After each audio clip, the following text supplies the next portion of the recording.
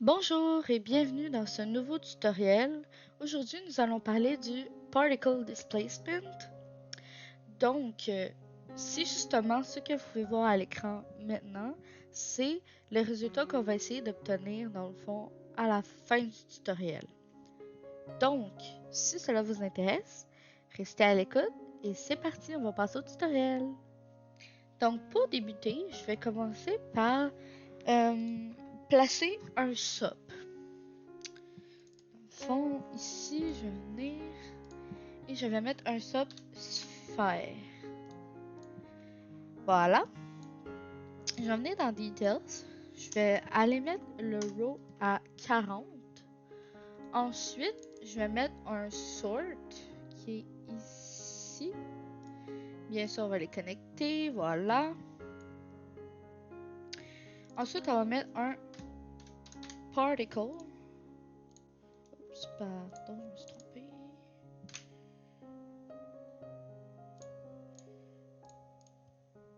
Voilà. Ensuite, on va mettre le birth du particles à 1000. On va aussi mettre, donc vous pouvez voir ici le résultat bien sûr. On va mettre le life expect à 7, le life variance à 1. Ici, on va venir mettre le turbulence à 3 partout. Donc comme vous voyez, ça déforme un peu ma forme. On va venir mettre ça à 5 ici pour le third period. Le wind, dans le fond, le wind, on va le mettre sur l'axe des X ici à 0.01. Puis ici à moins 0.2. Voilà, donc ça donne ça ici. Ensuite, oui, ici, on va bien sûr le mettre à random.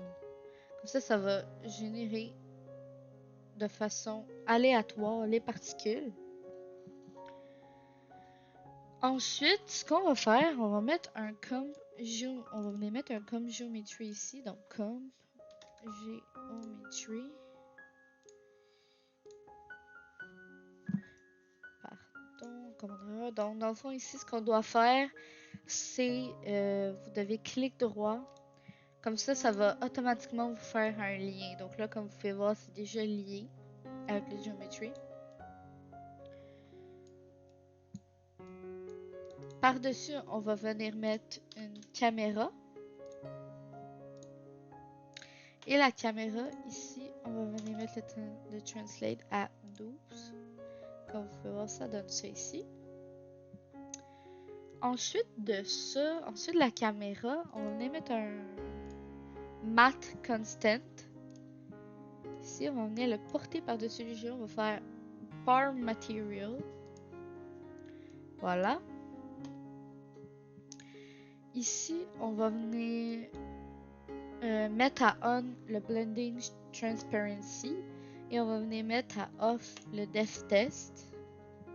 Donc là, c'est supposé de vous donner ça ici comme ça. Ensuite de ça, on va mettre un top render ici.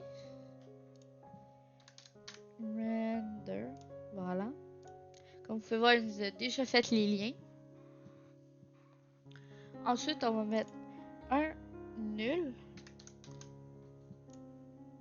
ici qu'on va attacher au render, puis on va aller le porter beaucoup plus loin. On va le renommer BG pour background. Et après ça, on va venir appuyer ici sur la petite disquette bleue pour pouvoir voir en arrière-plan, dans le fond, ce qui se passe. Ensuite, à côté ici, on va venir mettre un top level. Voilà, ici. Après ça, on va venir mettre un lookup. Donc là, comme vous pouvez voir, il y a un petit avertissement ici. Dans le fond, ce qui va nous manquer, comme vous pouvez voir ici, c'est écrit Second input required. Donc, on doit mettre un deuxième petit élément ici. Donc, on a deux entrées. Donc, il faut en mettre un ici. Ce qu'on va venir mettre, ça va être un ramp. Dans le fond, qui va nous servir pour la couleur de background. Donc, ça, on le relie ici comme ça. Et voilà, on a notre background noir. Après ça, à côté du render, ici, on va venir mettre un blur. Un blur, et voilà. Après le blur, on va mettre, dans le fond, un composite ici. Donc, composite, et voilà. Ce qu'on va faire, c'est qu'on va venir ici dans Operation, puis on va le mettre à Add. Ici, voilà, comme ça. On va venir mettre un feedback. Feedback est en haut ici, voilà. On va connecter le blur au feedback. Et le comp, on va aller le porter sur le feedback. Comme ça, ça va créer un lien ici. Ensuite, ce qu'on va faire, c'est qu'on va mettre un top level. Top level. Et on va le connecter bien sûr. Et le top level, on va le connecter là. Et donc, c'est supposé donner ceci, ce que vous voyez en arrière. Par la suite, ce qui va nous manquer ici, dans le fond, c'est tout simplement un edge. Vous venez mettre un edge dans le centre ici. Et voilà, vous allez voir ce que ça va donner.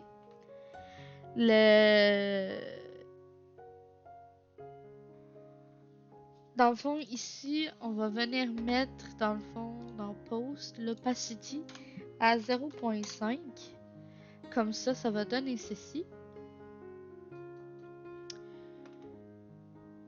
Ensuite, on va... Dans le Edge, on va venir mettre à On ici le Comp Over Input. Ensuite de ça, on va mettre le Strength à 0.15. Voilà. Donc là, vous voyez, ça commence à prendre forme. Ensuite, le Simple Step, on va venir le mettre à 2. Partout. Voilà. Et dans le feedback ici, on va venir peser sur le bouton Pause pour reset le pause. Donc voilà. Ensuite, un coup qu'on a fini ça, on va venir premièrement tasser tout ça ici. Encore, parce qu'on va avoir besoin de place. Ici, en dessous, on va venir mettre un ramp.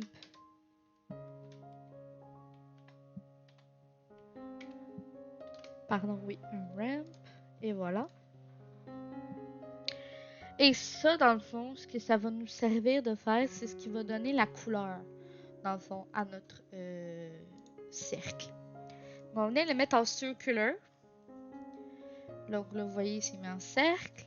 Et dans Face, on va venir, dans le fond, écrire une petite phrase de code de Python. On va écrire ABS time avec une majuscule, .seconds, fois 0.1. Et là, vous voyez que le cercle commence à grossir. Donc, c'est le résultat qu'on veut. Ici, à chaque fois que vous cliquez, dans le fond, ça va mettre un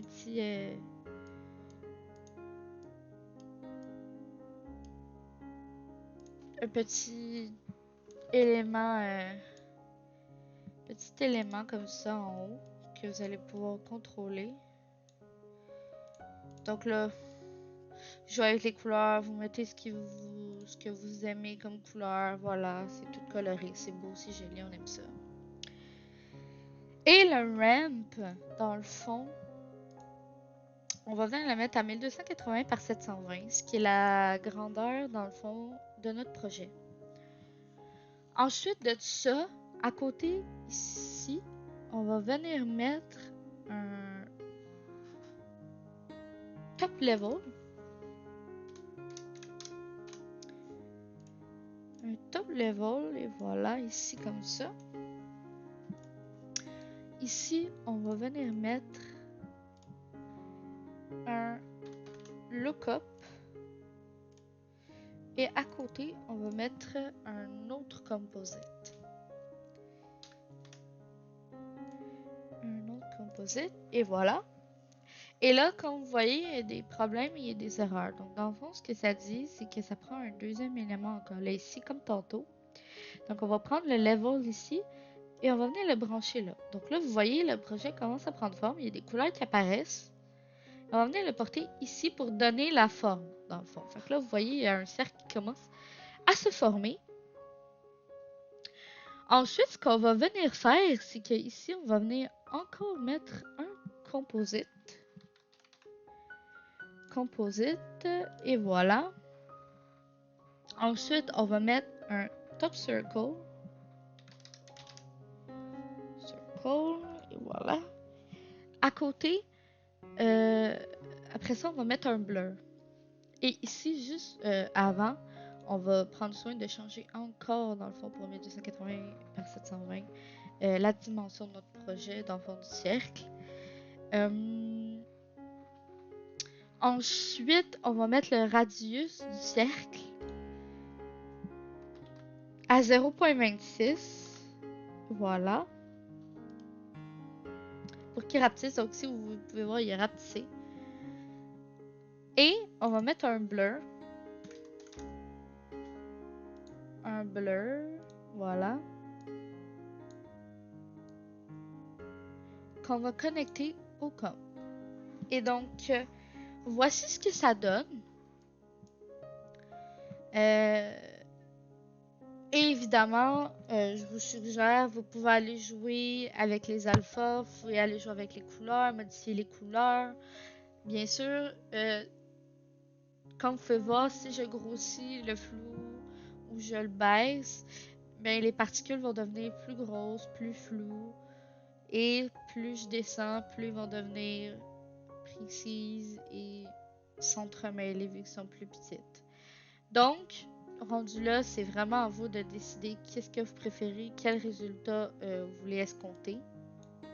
Et si jamais ça vous tente d'approfondir plus vos connaissances en Touch Designer, je vous conseille fortement cette chaîne que je me risquerai pas à prononcer le nom, par exemple, mais c'est quelqu'un qui va faire beaucoup de vidéos sur Touch Designer quand même. Il y a une bonne série, dont ici celle-ci qui peut aider les gens qui débutent en Touch Designer, justement en nous apprenant les bases, les familles, les opérateurs, les chops, les tops, etc.